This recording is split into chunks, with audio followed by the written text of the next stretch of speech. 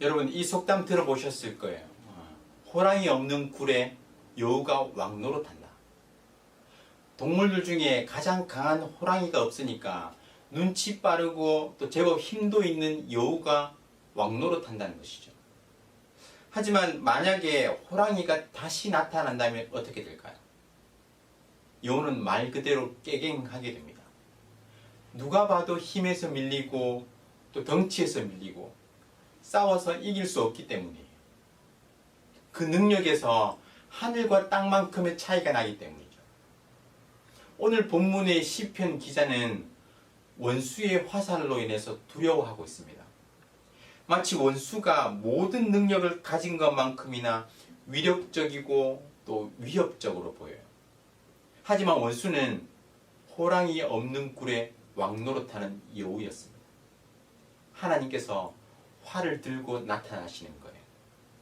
하나님은 능력의 팔로 원수를 향해서 활을 겨누시면서 그들을 완전히 전멸시켜 버리시는 것입니다. 오늘 그 말씀을 한번 살펴보고자 합니다. 오늘 말씀은 악인들로부터의 구원을 간구하는 탄식시라고 할 수 있습니다.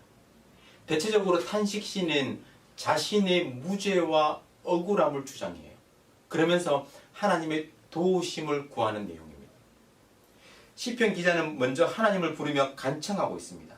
하나님이여, 내가 근심하는 소리를 들으시고 원수의 두려움에서 나의 생명을 보존하소서. 자신의 부르짖음을 들어달라고 간구하죠.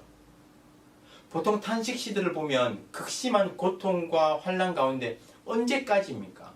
왜입니까? 이렇게 호소하는데 오늘 본문은 하나님께 자신의 부르짖음을 들으시고 또 자신을 지켜달라고 간구, 호소하고 있습니다. 누구로부터 지켜달라는 걸까요? 원수입니다.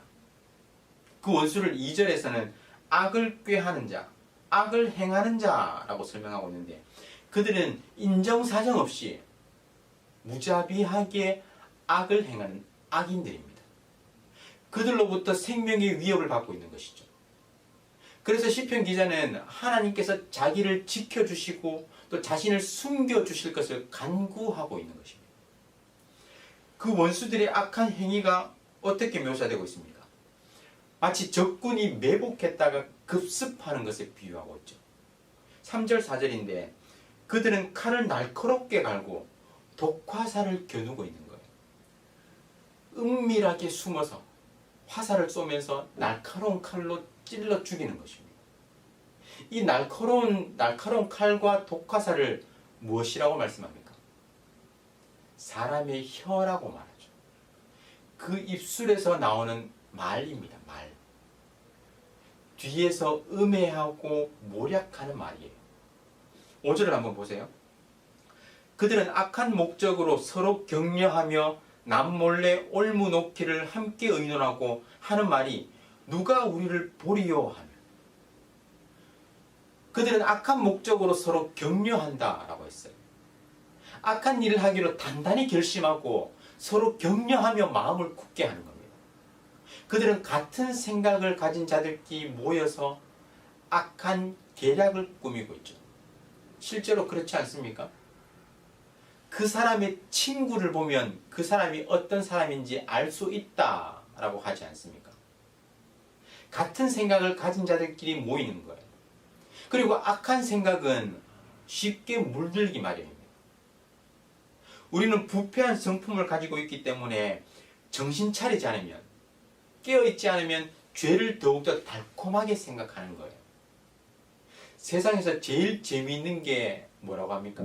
남의 싸움 구경, 불구경이라는 말이 있죠. 그만큼 우리의 본성이 악한 것입니다. 내 일이 아니면, 내가 처한 어려움이 아니면 그것을 심각하게 여기지 않고 오히려 그것을 재미로 생각하는 것이죠.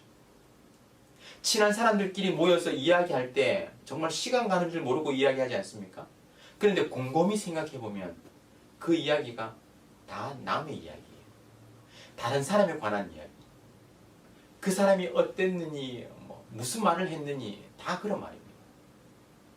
뒤에서 퍼뜨리는 말이, 그 악한 말이 얼마나 큰 상처를 주는지 모릅니다.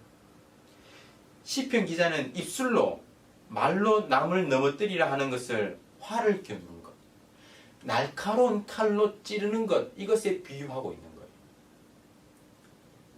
그리고 사냥의 비유를 들죠. 사냥의 비유. 올무를 놓는 것입니다. 올무라는 것은요, 동물들이 눈치채지 못하도록 순간적으로 덮쳐가지고 올가매는 무기입니다. 칼이나 활과는 달라요. 은밀하게 놓는 것이죠. 아무도 모르게. 그러면서 그들은 누가 그것을 보겠냐라고 말합니다. 오늘 본문의 악인들이 무서운 것이 뭐냐면요, 이들이 이런 악한 행동을 하고 또 뒤에서 계략을 꾸미면서도 누가 우리를 보겠냐, 누가 알겠냐 하는 거예요. 하나님이나 사람을 전혀 두려워하지 않고 기고만장한 것이죠. 완전 범죄를 꿈꾸면서 어떠한 죄책감도 없이 자신의 목소리를 높이는 것입니다. 오히려 그들의 계략을 묘책이라고 생각하면서 자신의 뛰어남, 그 생각을 자랑하는 것이죠. 정말 어리석으면서도 정말 무섭지 않습니까? 그들은 자신감에 넘쳐서 사람뿐만 아니라 하나님도 두려워하지 않습니다. 이런 사람이 정말 불쌍한 사람이고 어리석은 사람이에요. 사람을 두려워할 줄 모르고 하나님도 두려워할 줄 모르는 거예요. 저는 우리 모든 성도님들이 하나님을 하나님으로 제대로 알 수 있기를 간절히 원합니다. 공의의 하나님, 하나님의 완전한 법에 따라서 옳고 그름, 선과 악을 제대로 판단하시는 그 공의의 하나님을 제대로 알 때 하나님 앞에 납작 엎드리게 되는 거예요. 그 하나님을 모르면 인간의 그 작은 꾀로 모래성을 쌓는 거예요. 파도 한 번에 휩쓸려 버리는 그 모래성을 쌓으면서 그 견고함을 자랑하는 것입니다. 그것이 어리석은 악인의 모습이에요. 하지만 뒤의 말씀은 이 모든 악인의 생각과 계획과 행동을 무용지물로 만들어버립니다. 3절 4절에 원수에 쏘는 화살이 나왔는데 7절에서 하나님이 활을 들고 나타나십니다. 하나님께서 오히려 그들에게 화살을 쏘시고 그들을 철저히 무너뜨리시는 거예요. 그들이 갑자기 화살에 상하리로다 말씀하죠. 그들은 하나님의 화살이 어디서 날아오는지도 모를 정도로 혼비백산하게 되는 것입니다. 하나님께서 악인들을 활로 심판하시는 이유가 무엇입니까? 공의를 바로 세우시는 거예요. 8절입니다. 이러므로 그들이 엎드러지리니 그들의 혀가 그들을 해함이라. 그들의 혀가 그들을 해한다 라고 했는데 사자성어에 보면 자승자박이라는 말이 있죠. 자기가 한 말과 행동에 자신이 구속되어서 어려움을 겪는다라는 뜻입니다. 그들이 자신의 혀로 행한 그 모든 불의가 그들 자신에게 돌아오는 거예요. 어떤 자연의 이치에 따른 것이 아니라 공의의 하나님께서 보응하시는 것입니다. 행한 대로 갚으시는 거예요. 대적들은 은밀히 공격하려고 했지만 하나님은 공적으로 모든 사람이 알도록 심판하셔서 갚으십니다. 9절의 말씀을 보세요. 모든 사람이 두려워하여 하나님의 일을 선포하며 그의 행하심을 깊이 생각하리로다. 하나님의 그 갚으심을 보고 보응하시는 그 공의의 심판을 보고 모든 사람들이 교훈을 얻게 되는 것이죠. 행한 대로 갚으시는 하나님의 역사를 보고 자신의 삶을 돌아보게 되는 것입니다. 그 가운데 의인은 구원을 얻는 것이죠. 10절입니다. 의인은 여호와로 말미암아 즐거워하며 그에게 피하리니 마음이 정직한 자는 다 자랑하리로다. 하나님의 심판을 보고 모든 사람들은 두려워하게 됩니다. 하지만 하나님을 아버지로 모시고 있는 의인들은 그 하나님을 더욱더 의지하는 거예요. 하나님으로 인해서 즐거워하며 그 하나님을 피난처로 삼아서 하나님께 피하는 것입니다. 그리고 그것이 그들의 자랑거리가 되는 것이죠. 악인들은 함께 모여서 악한 목적으로 모략을 꾸미지만 의인들은 하나님의 일하심을 자랑하고 함께 모여서 그 입술로 하나님을 찬양하는 것입니다. 원수의 화살과 하나님의 화살. 여러분은 어느 화살을 진정으로 두려워하십니까? 원수의 화살이 위력적이고 또 위협적으로 보여도 하나님의 화살은 그 모든 원수를 쓸어버리는 능력의 화살입니다. 결코 악인의 길에 서지 않고 하나님을 두려워하며 의인의 길을 걸어가시기를 주님의 이름으로 축원합니다.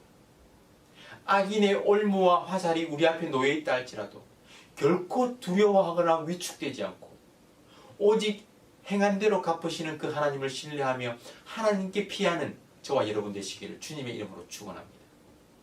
우리의 입술에서 다른 사람에 대한 악한 생각과 말이 아닌 늘 하나님의 일하심을 자랑하며 기뻐하는 그런 찬송이 넘쳐날 수 있기를 주님의 이름으로 축원합니다. 구국 기도문을 읽으며 함께 기도하겠습니다. 마음을 다해 기도에 동참해 주시기 바랍니다. 다 함께 읽겠습니다.